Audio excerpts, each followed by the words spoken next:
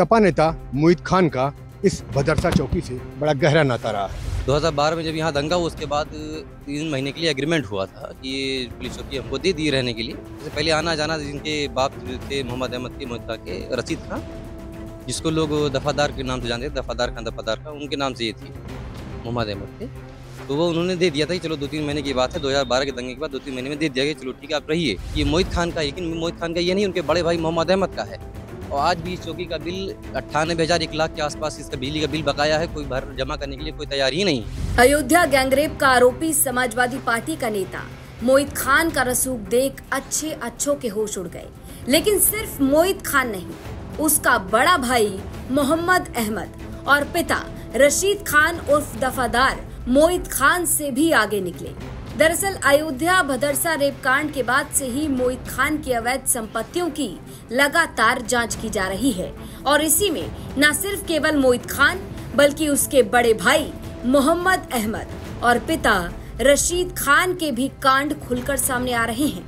आरोप लगा कि पूरा कलंदर थाना क्षेत्र की भदरसा चौकी मोहित खान के काले कांड में मददगार रही।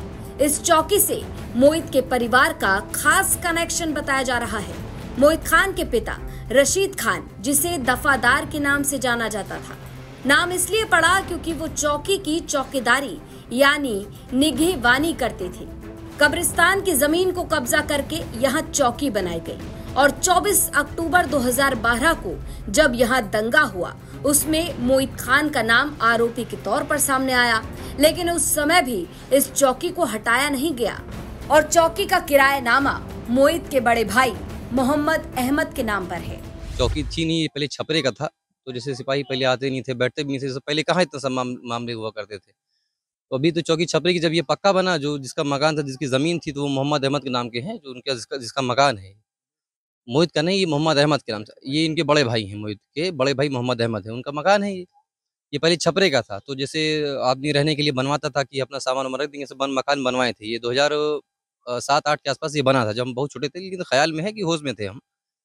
2012 में जब यहाँ दंगा हुआ उसके बाद 3 महीने के लिए एग्रीमेंट हुआ था कि ये पुलिस चौकी हमको दे दी रहने के लिए। इससे पहले आना जाना जिनके बाप थे मोहम्मद अहमद के मोहित के रशीद खान, जिसको लोग दफादार के नाम से जानते थे, दफादार खान उनके नाम से ये थी मोहम्मद अहमद के। तो वो उन्होंने दे दिया था कि चलो 2-3 महीने की बात है, 2012 के दंगे के बाद 2-3 महीने में दे दिया गया, चलो ठीक है आप रहिए। लेकिन ये उस टाइम से भी शिकायत भी की कप्तान से भी, या जो भी बड़े अधिकारी हैं, शिकायत की कि इसको खाली कराने के लिए 3 महीने के लिए थे, चलिए ठीक है हो जाएगा या कर देंगे। कुछ और दिन चलने दिए, ऐसे मसले चल रहे थे। तो टाल मटाल वो आज 12 साल गुजर के 2024 हो गया। जब ये सारा कांड हुआ राजू के कांड में इनको भी इन्वॉल्व किया गया, मोहित खान को, कि नगर अध्यक्ष, सपा के नगर अध्यक्ष भी हैं। नगर अध्यक्ष होते के साथ साथ ये सपा पार्टी के नेता हैं, तो इनको भी घेरा गया। इसमें इन्वॉल्व है कि इनके यहाँ वो राजू लाल का लड़का काम करता था, इसलिए क्योंकि यहाँ की सपा हारी है चेयरमैनी में, बहुत घोड़ा खोल दी नीचे से ऊपर तक, नहीं हरा पाए। 25-30 साल 40 साल से नहीं हरा पाए इनको। अब ये खाली इस बात से हुई है क्योंकि अब इनको उसमें इन्वॉल्व किया गया। अब उस बड़ी स्तर पे वो चला गया है कि मोहित खान का, लेकिन मोहित खान का ये नहीं, उनके बड़े भाई मोहम्मद अहमद का है। और आज भी इस चौकी का बिल 98,000 1 लाख के आसपास इसका बिजली का बिल बकाया है, कोई भर जमा करने के लिए कोई तैयार ही नहीं। जांच में सामने आया कि जब भदरसा के वर्तमान चेयरमैन के पिता चेयरमैन थे, उस समय कब्रिस्तान की बेशकीमती जमीन को कौड़ियों के दाम पर अपने चहेतों को सादे कागज पर ही लिखकर दे दिया गया। तो अब वो लोग भी बुलडोजर एक्शन की चपेट में आ सकते हैं, जिसमें अब तक 11 घरों को चिन्हित कर लिया है। बता दें कि वर्तमान चेयरमैन राशिद वही है जिस पर रेप पीड़िता के परिवार ने धमकाने का आरोप लगाया है, जिसे मोहित खान का करीबी कहा जा रहा है। सपा नेता मोहित खान का इस भदरसा चौकी से बड़ा गहरा नाता रहा है। उनके पिता रशीद खान, जिनको दफादार कहा जाता था, यानी चौकी का निगहबान, वो चौकीदार की भूमिका निभाते थे।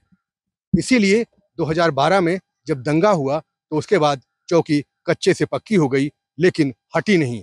और ये जमीन जो है वो कब्रिस्तान की निकली है। यहाँ पे कब्र भी देख सकते हैं। और ये पूरी जमीन जो है, बेशकीमती जमीन, कौड़ियों के दाम दूसरों को दे दी गई। और अब वो लोग भी इसकी चपेट में हैं जो जाने अनजाने या कहिए कि थोड़े से लालच में उन्होंने ये जमीन खरीद ली थी और अब उनका आशियाना टूटने के कगार पर है। तो अब मोहित खान और उसके परिवार के काले चिट्ठे सामने आ रहे हैं। वहीं मोहित खान के करीबी चेयरमैन राशिद पर भी शिकंजा कसता नजर आ रहा है। आपको बता दें कि 2.5 महीने पहले 12 साल की बच्ची खेत में काम कर अपने घर की तरफ लौट रही थी, लेकिन इसी बीच आरोप है कि रास्ते में राजू नाम का लड़का मिला। उसने कहा कि मोहित खान बेकरी मालिक उसे बुला रहा है, जिसके बाद गैंगरेप की घटना को अंजाम दिया गया। इस रेप कांड के बाद एक तरफ समाजवादी पार्टी के नेता मोहित खान पर आरोप लगने के बाद एक तरफ यूपी की राजनीति तेज है, वहीं कानून का शिकंजा लगातार कसता नजर आ रहा है। अयोध्या से बनबीर सिंह की रिपोर्ट, यूपी तक।